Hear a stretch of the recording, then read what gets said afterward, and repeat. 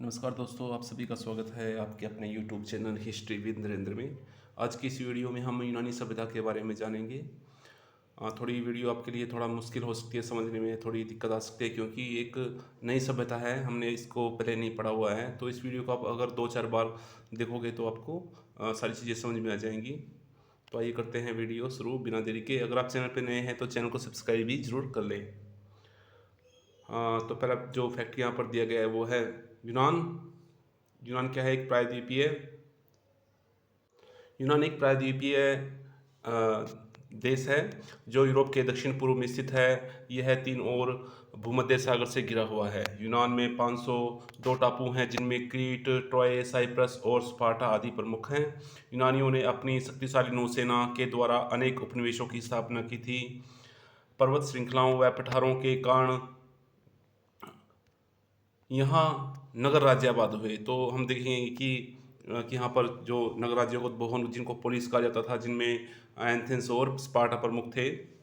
तो इन छोटे छोटे नगर राज्यों में प्रजातंत्र का विकास हुआ। तो आइए पढ़ते हैं सबसे पहले यूनान की जो सबसे पहली प्राचीनतम सभ्यता थी उसके बारे में। उसका नाम था एजियन सभ्यता। इसको क्रीट की सभ्यता भी कहा जाता है। क्रीट की सभ्यता का यूनान की प्राचीन सभ्यता मानी जाती है। सबसे प्राचीन क्रीट की सभ्यता यूनान की सबसे प्राचीन सभ्यता मानी जाती है। यूनान में ग्रीक जाति के आने से पहले उनके पूर्वजों ने अपनी सभ्यता का विकास सर्वप्रथम यहीं पर किया। इस सभ्यता को एजियन सभ्यता या मिनोयन सभ्यता भी कहा जाता है। इसके बाद आती है माइसिनियन सभ्यता। तो क्रीट के पतन के बाद यूनान में माइसिनियन नामक सभ्यता का विकास हुआ। माइसिन एवं टिरिन्स इस सभ्यता के प्रधान केंद्र थे। नेक्स्ट है यूनान में आर्य जाति का आगमन। तो यूनान में आर्य जाति की शाखाओं जिनमें एकियन और डोरियन थे। एकियन ने एथेंस की स्थापना की थी और डोरियन ने स्पार्टा की स्थापना की थी, आपको याद रखना है। तो एकियन जाति ने एथेंस और डोरियन जाति ने स्पार्टा में सभ्यता का विकास किया। इन दोनों के समन्वय से इयोनियन सभ्यता का विकास हुआ। आर्यों ने यूनान का नाम सबसे ऊंचे पहाड़ हिलास के नाम पर रखा। तो आर्यों ने जो यूनान का नाम है वो हिलास दिया, ठीक है, याद रखना आपको। और पेरिक्लीस ने यूनान रखा। इस देश का नाम, ये सभ्यता का नाम यूनान रखा। और पेरिक्लीस जब 145 में रोमन साम्राज्य ने इस पर अधिकार कर लिया तो इसका नाम ग्रीस रख दिया गया। तो 3 नाम आपको यहाँ पर याद रखने हैं। एक था हिलास, दूसरा था यूनान और तीसरा था ग्रीस। आर्यों ने यूनान एहलास रखा, और पेरिक्लीस ने यूनान और रोमनों ने इसका नाम ग्रीस रखा। तो आइए जानते हैं यूनान का राजनीतिक इतिहास, जिसको हम 3 भागों में बांटते हैं। पहला था होमर, जो कि एक कवि थे। और दूसरा यूनान के प्रमुख राज्य नगर, जिसमें हम स्पार्टा और एथेंस के बारे में जानेंगे। और तीसरा जो भाग है वो है हेलेनिस्टिक युग। तो सबसे पहले हम भाग को जानते हैं, होमर युग। इसको अंधकार युग भी कहा गया है क्योंकि जो होमर था वो अंधा कवि था, इसलिए इसको अंधकार युग भी कहा गया है। इसका काल जो था वो था 1200 से 800 ईस्वी पूर्व। तो होमर के महाकाव्यों से प्राचीन यूनानी सभ्यता एवं संस्कृति के बारे में जानकारी प्राप्त होती है। होमर क्या था? एक अंधा था, वह इयोनिया का निवासी था। उसने 2 प्रसिद्ध महाकाव्य की रचना की थी, जिसका नाम था इलियड और ओडिसी। अतः इस युग को होमर युग भी कहा जाता है। इलियड नामक महाकाव्य में होमरों ने यूनानियों और ट्रायवासियों के बीच लड़े गए 10 वर्षीय युद्ध का वर्णन किया गया है। तो याद रखना है कि इलियड की जो विषय वस्तु है वो है यूनानियों और ट्रायवासियों के बीच लड़े गए 10 वर्षीय युद्ध का वर्णन है। दूसरा जो काव्य था इनका वो था ओडिसी। तो ओडिसी की विषय वस्तु क्या है? तो इसमें यूनानी सेनापति ओडिशियस या अथवा जुरिशियस की ट्राय विजय के बाद उसके घर तक लौटने का वर्णन है। नेक्स्ट है इसमें होमरकालीन सभ्यता एवं संस्कृति। तो इस युग में यूनान में कई स्वतंत्र राज्य थे। इन राज्यों का शासक होता था। राजा अपनी प्रजा का प्रमुख, पुरोहित, सेनापति और सर्वोच्च न्यायाधीश भी होता था। राजा, ये आपको नेक्स्ट इंपॉर्टेंट पॉइंट है, आपको याद रखना है यहाँ पर। राजा की एक परिषद होती थी जो उसको परामर्श देती थी, उसको ब्यूल कहते थे। तो राजा एक परिषद परामर्श से शासन का संचालन करता था। इस काउंसिल का नाम ब्यूल था। एक और संस्था थी जिसका नाम था एगोरा। तो ये किसकी संस्था थी? जन साधारण की आम सभा थी। तो कभी कभी राजा अपनी नीतियों का समर्थन प्राप्त करने के लिए एगोरा जनसाधारण की आम सभा बुलाता था। इनके गांवों में जो जनसाधारण के लोग थे, तो इनके गांव में परिवारों के कई समूह होते थे और परिवारों के समूह को फेटरा या बिरादरी कहते थे। ग्रामों के समूह को फाइले या ट्राइब कहा जाता था। समाज चार वर्गों में बटा हुआ था, जैसे कि प्राचीन भारत में चार वर्ण थे, उसी प्रकार से जो होमर कालीन युग था उसमें भी चार वर्ग थे।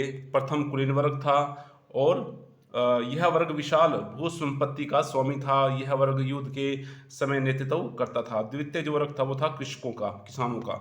यह वर्ग अपनी भूमि पर कृषि करके जीवन निर्वाह करता था। तीसरा वर्ग स्वतंत्र श्रमिकों का था, जिसे थीट्स कहते थे। आपको याद रखना, थीट्स क्या था यूनानी सभ्यता में, तो वो स्वतंत्र श्रमिक होते थे। चौथा वर्ग था दासों का।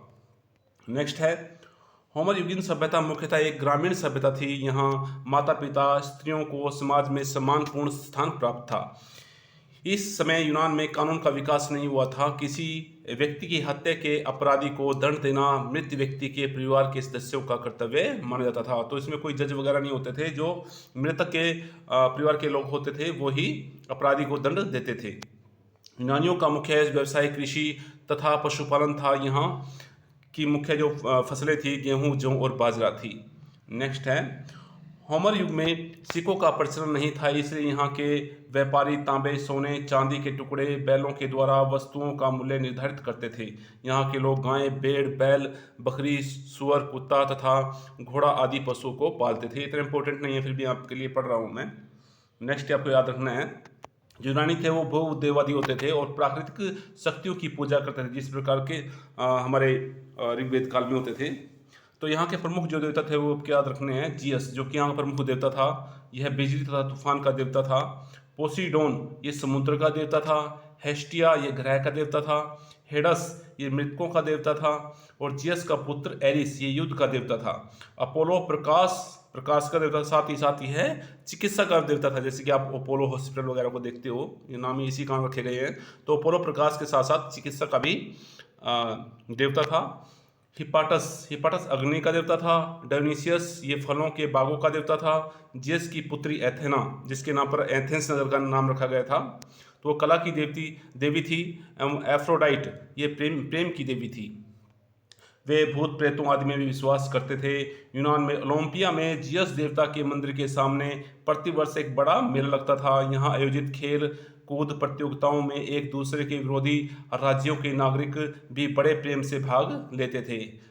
तो खेलों के आरंभ होने से पहले जियस देवता के मंदिर में पूजा होती थी, ये आपको याद रखना है। नेक्स्ट है इसमें यूनान के प्रमुख नगर राज्य, जिनके बारे में हमने पढ़ा था। इससे पहले हमने पढ़ा कि होमरकालीन युग अब आ गया। दूसरा जो भाग था यूनान के प्रमुख राज्य, जिसमें स्पार्टा और एथेंस होते हैं।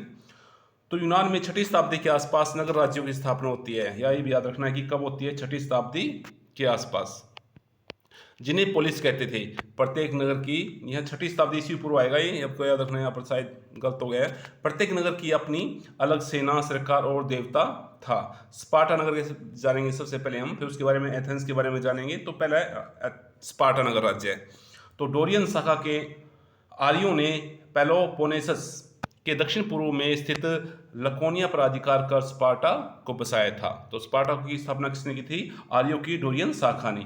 स्पार्टा का संविधान, तो स्पार्टा नगर में निरंकुश राजतंत्रात्मक शासन व्यवस्था थी। ये एक लोकतांत्रिक, यहाँ पर लोकतंत्र नहीं था, राजतंत्र था, याद रखना आपको। निरंकुश राजतंत्रात्मक शासन पद्धति थी। ये एक इंपॉर्टेंट फैक्ट है, नेक्स्ट आपको याद रखना है पेपर के लिए। तो स्पार्टा के संविधान का निर्माण लाइकरगस नामक व्यक्ति ने किया था। इसका उद्देश्य स्पार्टा को एक शक्तिशाली और सैनिक राज्य बनाना था। अतः संविधान में अनुशासन, स्वास्थ्य और सैनिक शिक्षा पर अधिक बल दिया गया था। नेक्स्ट है, स्पार्टा में 2 राजाओं की व्यवस्था थी। ये भी आपको याद रखना है, बड़ा इंपॉर्टेंट फैक्ट है ये। स्पार्टा में 2 राजा एक साथ शासन करते थे।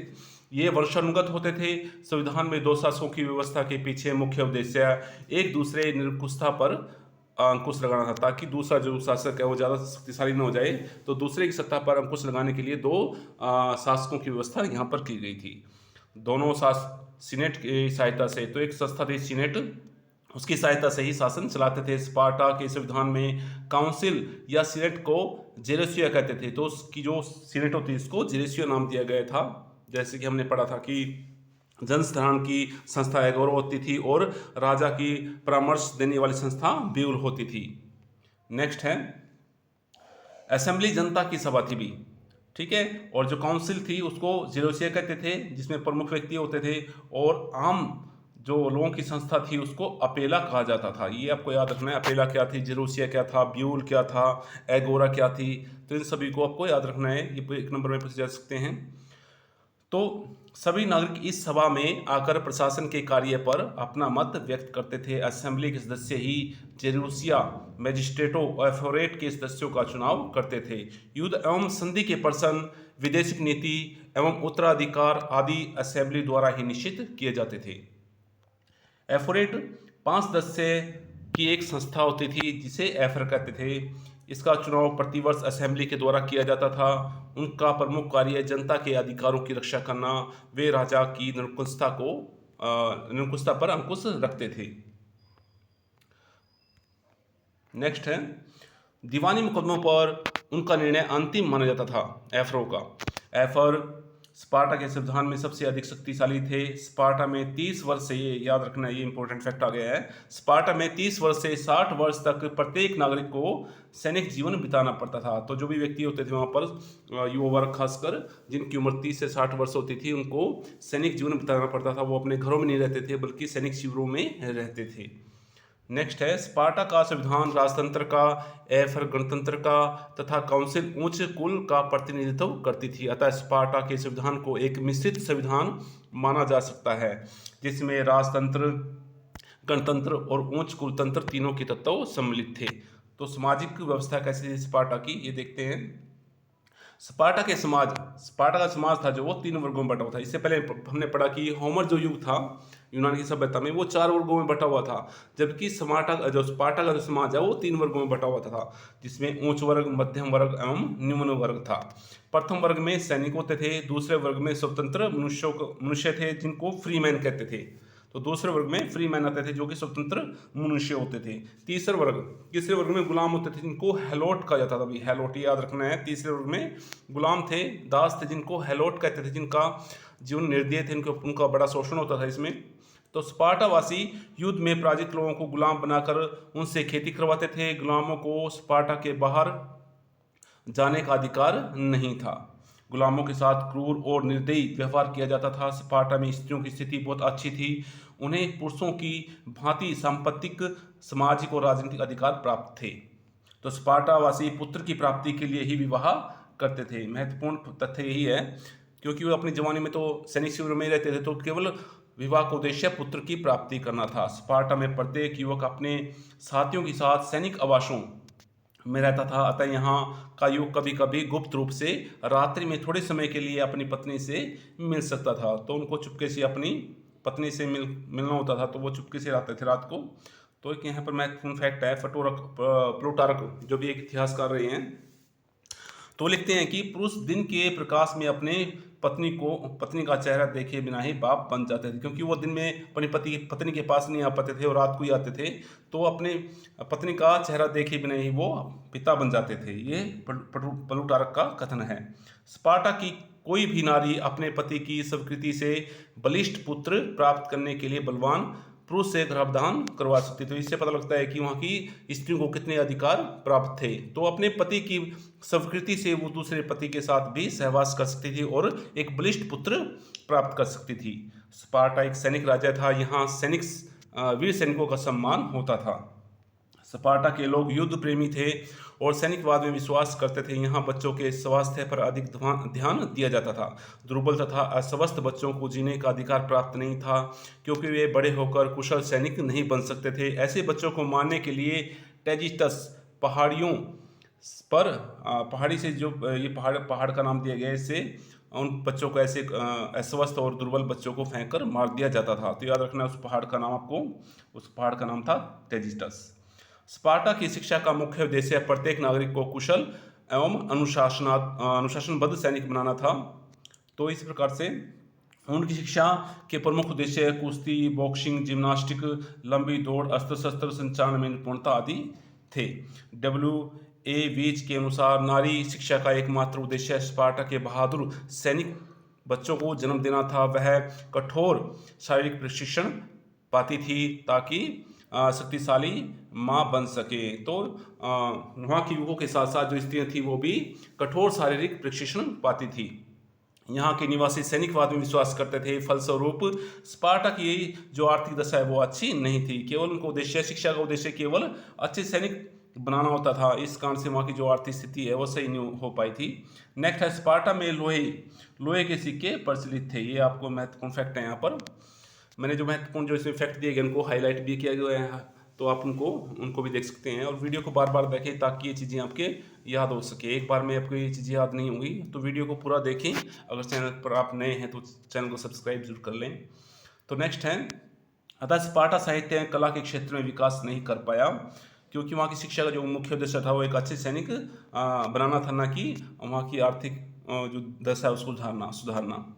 नेक्स्ट दिया गया है, पतन के पूर्व स्पार्टा के शासक लियोनिडस, ये याद रखना भाई, थर्मोपल्ली का युद्ध हुआ था 480 ईस्वी पूर्व में। एक हॉलीवुड मूवी बनी हुई है 300, आप उसको देख सकते हैं और उसको देख करके थोड़ा सा यूनान की सभ्यता के बारे में भी जान सकते हैं कि थर्मोपल्ली का युद्ध कैसे हुआ, इसके पीछे क्या कारण थे, किसके साथ ये युद्ध हुआ। तो उसमें जो मुख्य लीडर थे, उनके नेता थे सैनिकों के, लियोनिडस जो वहाँ का शासक था उस समय, वो इस युद्ध में हार जाता है। हालांकि उसके साथ 300 ही सैनिक थे, परंतु वो ईरान की जो फारस की सेना थी उसका मुकाबला करता है, परंतु अंत में वह हार जाता है। तो पतन के पूर्व स्पार्टा के शासक लियोनिडस थर्मोपल्ली के युद्ध में, जो कि 480 ईस्वी पूर्व होता है, युद्ध में अपनी अद्भुत वीरता का प्रदर्शन करता है, जिसके कारण यूनान की प्रतिष्ठा में वृद्धि होती है। हालांकि लियोनिडस इस युद्ध में मर जाता है, परंतु अपनी यूनान की प्रतिष्ठा में वृद्धि करता है। स्पार्टा के दक्षिण के यूनानी राज्यों ने मिलकर, तो स्पार्टा ने क्या किया था, जो यूनान के दक्षिण राज्य थे उनको मिलाकर एक संघ का निर्माण किया था। उसका नाम था पेलोपोनेशियन संघ। इस संघ का उद्देश्य था कि जो एथेंस नगर था उस समय वो शक्तिशाली हो गया था, तो उसको हराने के लिए स्पार्टा ने एक नगर राज्यों का संघ बना लिया था। तो इस संघ का उद्देश्य एथेंस की साम्राज्यवादी नीति पर अंकुश लगाना था। स्पार्टा को अपने उद्देश्य में सफलता प्राप्त हुई और उसने एथेंस को कमजोर कर दिया था अंत में। तो स्पार्टा का गौरव समाप्त हो गया और उसके स्थान पर अंत में क्या हुआ, बाद में जिसका अंत कैसे हुआ, स्पार्टा का जो गौरव है वो बाद में समाप्त हो गया। उसके स्थान पर एथेंस ने यूनान पर अपना स्थायी प्रभाव स्थापित कर लिया। हालांकि जब पेलोपोनेशियन संघ बनाया गया था उसने एथेंस को कमजोर कर दिया था, परंतु बाद के समय में स्पार्टा खुद भी कमजोर हो गया। उस वक्त कमजोरी का कारण था एथेंस ने भी एक इस तरह का संघ बना लिया स्पार्टा के खिलाफ। तो नेक्स्ट है इसमें एथेंस का नगर राज्य है। अभी हमने पढ़ा स्पार्टा का नगर राज्य, अब हम पढ़ेंगे एथेंस का नगर राज्य है, एथेंस के बारे में, जो कि एक लोकतांत्रिक नगर राज्य था। एथेंस में आर्यों की आइरेनियन शाखा का प्रभुत्व था, जैसे कि स्पार्टा में क्यों थी, डोरियन शाखा का प्रभुत्व था। तो एथेंस के लोग एथीना की उपासना करते थे। वहाँ की प्रमुख देवी क्या थी, एथीना थी। इसी के नाम पर एथेंस नगर का नाम पड़ा, जिसका मंदिर निक्स नामक स्थान पर था। इस देवी के नाम पर ही इस नगर का नाम एथेंस पड़ा। यूनान में होमर के बाद, जो होमर का युद्ध है उसके बाद, राजसत्ता कुलीन वर्ग के कुछ लोगों के हाथ में आ गई और कुलीन राजतंत्र की स्थापना हुई। शासन प्रबंध आर्कन्स क्या होते थे, वहाँ के भाई जो न्यायाधीश होते थे उनको बोलते थे आर्कन्स। तो शासन प्रबंध आर्कन्स द्वारा संचालित होता था। शक्तियाँ कह सकते हो कि उस समय जो शक्तिशाली लोग थे वो आर्कन्स होते थे, जो कि हम अपने लोग आम भाषा में इनको न्यायाधीश कह सकते हैं। आर्कन्स कुलीन संभ्रांत लोगों में से ही 10 वर्ष के लिए निर्वाचित होते थे। तो आर्कन्स का निर्वाचन 10 वर्ष के लिए होता था। कुलीन तंत्र के लोग अच्छे सैनिक नहीं थे, ये किसानों और व्यापारियों का शोषण भी किया करते थे, अतः उनकी शासन व्यवस्था अधिक दिनों तक नहीं चल सकी। अत्याचारी शासकों को यूनान के इतिहास में टायरेंट कहते थे। ये भी इंपॉर्टेंट फैक्ट है कि जो भी यूनानी अत्याचारी शासक हुए उनको टायरेंट कहते थे। नेक्स्ट है, यद्यपि अत्याचारी युग के शासक निरंकुश थे, तथापि प्रजा की भलाई करना वे अपना कर्तव्य समझते थे। हालांकि वो निरंकुश होते थे, अत्याचारी होते थे, फिर भी वो कुछ प्रजा की भलाई के लिए भी कार्य करते थे, वे अपना कर्तव्य समझते थे। उनके शासनकाल में यूनान ने व्यापार, कला और धर्म के क्षेत्र में पर्याप्त उन्नति की थी। इस युग में कला व विज्ञान के क्षेत्र में भी प्रगति हुई। पाइथागोरस के बारे में जानते हो, एक गणितज्ञ थे भाई। जैसे प्रसिद्ध विद्वानों का जन्म इसी समय में हुआ था। तो इस समय भवन निर्माण कला के क्षेत्र में विकास हुआ। यूनान में कई मंदिरों का निर्माण हुआ। इस युग में कांसे व संगमरमर की अनेक मूर्तियां बनी, जिसके कारण मूर्ति कला का भी विकास हुआ। अत्याचारियों के युग में कार्यपालिका की शक्ति, राजा आर्कन्स जो कि न्यायाधीश थे, मैंने पहले ऊपर बताया, जिनका निर्वाचन 10 वर्ष के लिए होता था, और पोलमार्क के सेनापति होते थे। पोलमार्क, तो राजा आर्कन और पोलमार्क के हाथों में जो थी वो जो शक्ति है उनके हाथों में आ गई थी। शासन संचालन में सहायता देने के लिए काउंसिल, ब्यूल और एक्सलेशिया आदि संस्थाएं थी। काउंसिल को एरियापेगस की काउंसिल की संज्ञा दी गई। इसके सदस्य पूर्व आर्कन होते थे। कुलीन वर्ग के प्रशासन में लिखित कानून नहीं थे, अतः लिखित कानून बनाए गए। तो कुछ सुधार हुए भाई। ड्रेको ने क्या किया था, पुराने कानूनों में सुधार किया और नए कानून बनाए। तो ड्रेको की विधि संहिता, यूनान में पूछा जा सकता है कि प्रसिद्ध विधि संहिता किसकी थी, वो ड्रेको के द्वारा बनाई गई थी। तो ड्रेको क्या था, एक सर्व आर्कन था, एक न्यायाधीश था, एक सामंत था। उसने 621 ईस्वी पूर्व में कानूनों का प्रथम लिखित संग्रह निकाला गया। इससे पहले कानून जो थे वो लिखित नहीं थे। तो 621 ईस्वी पूर्व में कानून का लिखित संग्रह है वो निकाला गया था। किसके द्वारा? ड्रेको के द्वारा। तो ये कानून अपनी कठोरता के लिए प्रसिद्ध थे। ड्रेको के कानूनों की जनसाधारण को कोई लाभ नहीं हुआ। तो नेक्स्ट थे सोलन भाई। सोलन भी एक क्या थे, आर्कन थे। उनके सुधार बहुत फेमस हैं, अपने सुधारों के लिए जाने जाते हैं। तो सोलन 594 ईस्वी में अर्कन पद पर चुना गया। वह एक विद्वान तथा कवि भी था। उसने अर्कन बनने के बाद कई सुधार किए। सोलन के कानून में यह भी सुधार दिया गया कि कोई भी व्यक्ति ऋण नहीं चुका सकने के कारण गुलाम नहीं बनाया जा सकता। तो पहले अगर कोई व्यक्ति ऋण नहीं चुका पाता था तो उसको गुलाम बना लिया जाता था, परंतु अब सोलन ने जो सुधार किए, कानून बनाए, तो उसमें ऐसे व्यक्ति जो ऋण नहीं चुका पाते थे उनको गुलाम नहीं बनाया जा सकता था। सोलन ने गरीबों को ऋण मुक्त कर दिया और भूमि की सीमा निश्चित कर दी गई, जिससे अधिक भूमि कोई भी व्यक्ति अपने पास नहीं रख सकता था। तो लिमिट रख दी गई भूमि की भी कि ज़्यादा भूमि नहीं रख पाए किसान। उसने आर्थिक सुधार पर समाज को 4 श्रेणियों में बैठा। ये इंपॉर्टेंट है भाई। तो किसने, यूनान में किसने समाज को 4 श्रेणियों में बांटा था? तो वो थे सोलन। उसने वेश्यावृत्ति को भी वैध कर दिया, वैध घोषित कर दिया। मृतक सैनिकों के बच्चों की व्यवस्था राज्य की ओर से की जाने लगी। उसने एथेंस के सिक्कों में सुधार करने के लिए नए सिक्के जलाए, जिसके कारण व्यापार के क्षेत्र में उन्नति हुई। सोलन को एथेंस में गणतंत्र का संस्थापक भी माना जाता है। तो ये भी आपको याद रखना है, इंपॉर्टेंट फैक्ट है कि एथेंस में गणतंत्र का संस्थापक किसे माना जाता है? सोलन को। सोलन ने निम्नतम वर्ग, जो सबसे निचला वर्ग था, उसको थीट्स, पहले पढ़ा इसके बारे में, थीट्स जो निम्नतम वर्ग था, की असेंबली, जो उनकी असेंबली थी, हमने पढ़ा था एगोरा। पहले हमने इसके बारे में पढ़ा था कि जो निम्नतम वर्ग की जनसाधारण की जो असेंबली होती थी उसको एगोरा कहते थे। तो सॉरी, यहाँ पर असेंबली का नाम दिया गया एक्सलेशिया। तो सोलन ने निम्नतम वर्ग, जिसको थीट्स कहते थे, उनकी अपनी एक असेंबली होती थी जिसको एक्सलेशिया कहते थे, की सदस्यता प्रदान की। उसने न्यायालयों का निर्माण किया, जिनको हीलिया कहते थे। याद रखना है भाई, उस समय के न्यायालयों को हीलिया कहा जाता था। कोई भी नागरिक इन न्यायालयों का जज या जो न्यायाधीश है वो चुना जा सकता था। सोलन ने एरियापेगस नामक संस्था के अधिकार कम कर दिए। अब यह संस्था शासन के समस्त विषयों पर विचार नहीं कर सकती थी। सोलन ने शासन व्यवस्था का संचालन करने के लिए ब्यूल नामक असेंबली का निर्माण किया और उसमें 400 सदस्य रखे गए। जैसे कि हमारी लोकसभा राज्यसभा होती है, उसमें सदस्य होते हैं। उस समय भी शासन व्यवस्था को चलाने के लिए एक ब्यूल नामक संस्था बनाई गई जिसमें 400 सदस्य थे। उसके बाद थे क्लेस्थनीज ने भी बहुत सारे सुधार किए, जैसे सोलन ने किए। तो उसके सुधारों को जानते हैं। तो फीसिस स्टेटस ने सोलन के सुधारों को समाप्त कर दिया गया। सोलन के सुधारों को किसने समाप्त किया, याद रखना है। तो वो थे फीसिस स्टेटस। तो फीसिस स्टेटस ने 546 ईस्वी पूर्व से लेकर के 527 ईस्वी पूर्व तक शासन किया। इसके बाद सोलन का जो भतीजा था क्लेस्थनीज, वो क्या बनता है, अर्कन बनता है 510 में। इसके बाद उसने क्या सुधार किए, तो उसको एथेंस गणतंत्र का दूसरा संस्थापक मानते हैं। पहला संस्थापक कौन था? सोलन था। और दूसरा कौन हो गया? क्लेस्थनीज। उसने गणतंत्र शासन प्रणाली को सुदृढ़ करने के लिए निम्न सुधार किए। उसको एथेंस गणतंत्र का दूसरा संस्थापक माना जाता है। उसने गणतंत्र शासन प्रणाली को सुदृढ़ करने के लिए निम्न सुधार किए। आइए सुधार को जानते हैं। क्लेस्थनीज ने यूनान के समाज को 4 के स्थान पर सोलह ने 4 वर्गों में बांटा था समाज को, अब उसने क्लेस्टेनियस ने क्या किया, 10 वर्गों में बांट दिया समाज को। और सीनेट जिसको ब्यूल कहते थे, कि 10 से संख्या बढ़ाकर कितनी कर दी, पहले 400 थी अब 500 कर दी। सोलह ने कितनी की थी, 400 की थी, और क्लेस्टेनियस ने सदस्यों की संख्या 500 कर दी। और प्रत्येक श्रेणी, कितनी श्रेणियां थी, 10 श्रेणियां थी, और प्रत्येक श्रेणी से 50 प्रतिनिधि भेजने का अधिकार दिया गया है। तो ब्यूल में प्रत्येक जो श्रेणी थी, वर्ग था, वो अपने 50 प्रतिनिधि भेज सकता था। तो सदस्यों की नियुक्ति निर्वाचन के माध्यम से होने लगी। उसके समय में साधारण सभा का अधिवेशन 10 दिन में एक बार बुलाया जाने लगा। असेंबली के अधिकारों में वृद्धि की गई। काउंसिल द्वारा रखे गए किसी भी विधेयक में यह संशोधन कर सकती थी। युद्ध की घोषणा करने का अधिकार भी असेंबली को ही था। प्रत्येक जाति अपने सेनापति नियुक्त करती थी।